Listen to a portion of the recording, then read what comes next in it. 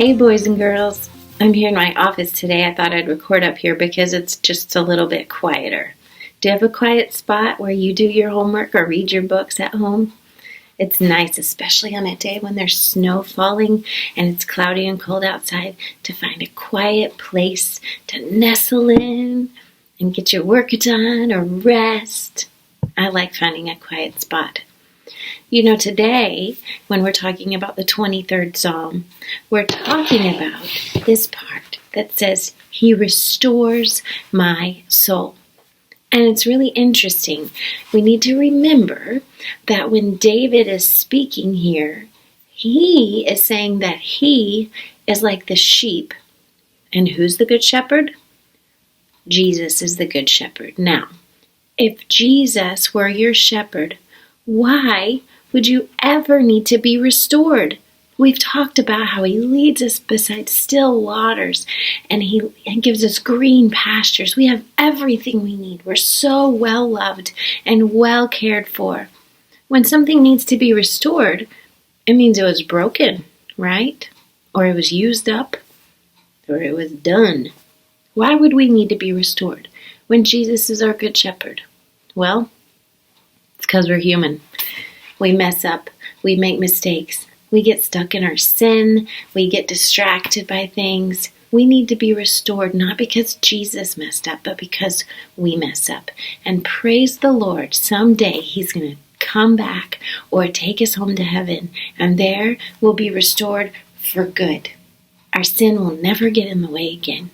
But meanwhile, while we're here living our life every day for God's glory and our good, we need to be restored pretty often. You know, the nestling in thing I was talking about here in my cozy sweatshirt and my cozy chair in my dimly lit office reminds me of something that our author tells us about sheep. When he read that Jesus restores our soul, it reminded him of a verse over in Psalm chapter 42, verse 11. It says, "Why are you downcast, O my soul? Why so disturbed within me? Put your hope in God."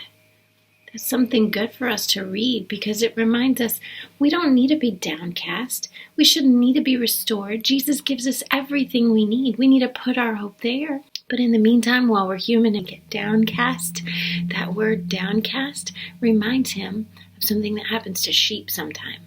They say they get cast. They get cast down. You know, there's a guy, he's an American, and he lives in New Zealand. He doesn't have sheep, but he has some friends with sheep. And let me look over here on my computer and read you a story he wrote. It's really great. "There's a sheep down in your paddock," our neighbor Jim said over the phone. He'd been working along the fence line when he saw the sheep. "Looks pretty sick," he said. I immediately called Hamish. The sheep belonged to him. He's got a broad New Zealand accent and a gravelly voice. A man of few words, he's nevertheless friendly in a low-key Kiwi farmer sort of way. A Kiwi farmer doesn't mean he farms kiwis. It means he's from New Zealand. "Probably cast," he said when I told him about the sheep. "Might just need propping back up, then she'll be all right." "Cast?" I said. "Yes." Then Hamish mumbled, "Cast sheep." "Of course," I said, having absolutely no idea what he was talking about. I figured that a cast sheep could only mean one of two things. Either the animal was recovering from a broken leg, or it just got a part in a movie. Neither one seemed very likely.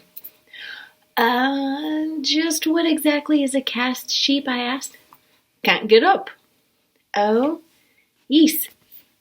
"Why can't it get up?" "She's cast." Then he finally provided an explanation.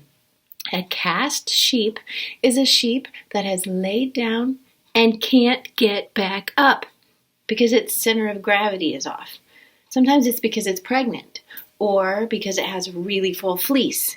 Once down, gases start to build up in their abdomen and they can die in a matter of hours. If you get them back up on their feet, they're fine. "Could you prop her up?" Hamish asked. "It'd save me a trip over.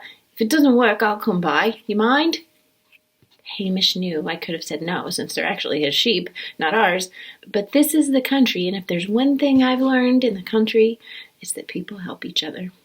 Besides, how often do you get the chance to prop up a cast sheep? Oh, sure, I said, but you have to tell me how. He said I should straddle the sheep with one leg on either side of it and bend down. That already sounds pretty tricky. Then I had to pull the sheep up by the wool and hold it up while the circulation got back into its legs. After that, I could let go, and Hamish's words, she'd be right. I was certain that Hamish was lying through his teeth. He just wanted to trick a city boy. He probably had a camera hidden somewhere.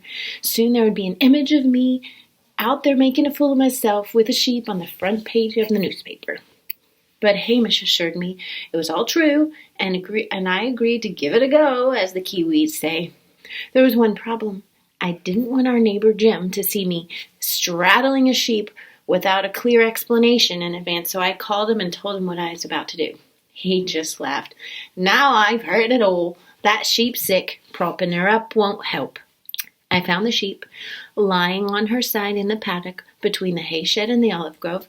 Her back end was covered in poop, and she didn't look well at all. I had serious doubts about Hamish's clever plan.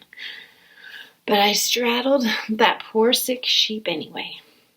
I figured it would really hurt to be yanked up by her wool, so I tried to wrap my arms around her. I felt everywhere under her belly, but I couldn't get a good hold. There were no handles. In the end, I resorted to grabbing fists full of wool and pulling her up the way Hamish had said.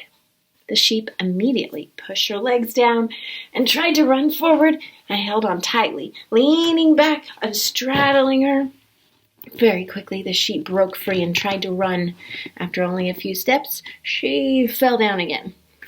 I walked over, straddled the pathetic creature a second time, pulled her up by her wool, held on again, and I managed to hang on longer that time, but once more she broke free, ran, and fell. It seemed pretty pointless. I was just torturing this poor animal, but I decided to try one last time. I straddled her, and I pulled her up again, and that time something strange happened. She didn't struggle or try to run. She stood perfectly still, as though she now understood I was trying to help. I held on tight and I waited. It was ridiculous. There I was, standing in a grassy paddock in New Zealand with a sick, poop-stained sheep between my legs. Oh, my friends in the States would laugh. What a glamorous life I lead. All of a sudden, I started laughing. Yes, all by myself, there between the hay shed and the olive grove. As the afternoon sun beat down on my back, I stood alone, straddling a sheep and laughing. In the end, I waited a good 3 or 4 minutes before I finally let go. The sheep did not run. She did not fall. She stood perfectly still beneath me. I swung my right leg over her and stepped away, and then she actually started to nibble at the grass. After a minute or so, she took one tentative step and stopped. She ate some more. I walked back to the fence and I watched. She ate slowly. She took a couple more cautious steps, and then she started eating again. At that point, Jim came up to the other side of the fence. "Look at that," he said in surprise. "She's up." "Yes, look at that," I said proudly. We watched the sheep for a while, and then she finally wandered off, looking perfectly fine. Back in the house, I called Hamish again to report my success. "You're practically a professional shepherd now," Hamish joked. "That's right," I said. "From now on, every time I come across a dead sheep, I'm going to prop it up and see if it walks." Hamish laughed. "Yes, you might let me know how you get on with that." Then he said a phrase I've come to hear often here in New Zealand, and one that I especially like. "Good as gold, mate. Thanks heaps." Pretty good story, huh? It's true. When sheep fall over, sometimes they can't get back up. And one of the times they can't get back up is if they've nestled into a cozy little spot in the ground that's maybe just a little bit hollowed out, so it nestles them in. That's why it reminded me of being up here in my cozy seat. They get in there and get cozy and comfortable, not realizing that they're about to get stuck. And the thing is, once they've tipped over and their feet are up, they're really stuck. And if they stay there for more than a few hours, they die. It's really funny looking, I'd imagine, but it's also really dangerous for the sheep. And it's really dangerous for us when we get too comfortable. And so that's why Jesus needs to restore us. We always need to be restored, to remember that our hope is not in being comfortable, some cozy spot, or doing things ourselves. Our hope is in God. He's the one that makes all things new, that restores our soul, that gives us all we need. I hope we never think that we can do it by ourselves. I hope we never get so comfortable that we forget to talk to God, to ask for His help, to learn about Him, and to thank Him. That's how we were made, to be restored by our Creator. Have a great week, boys and girls.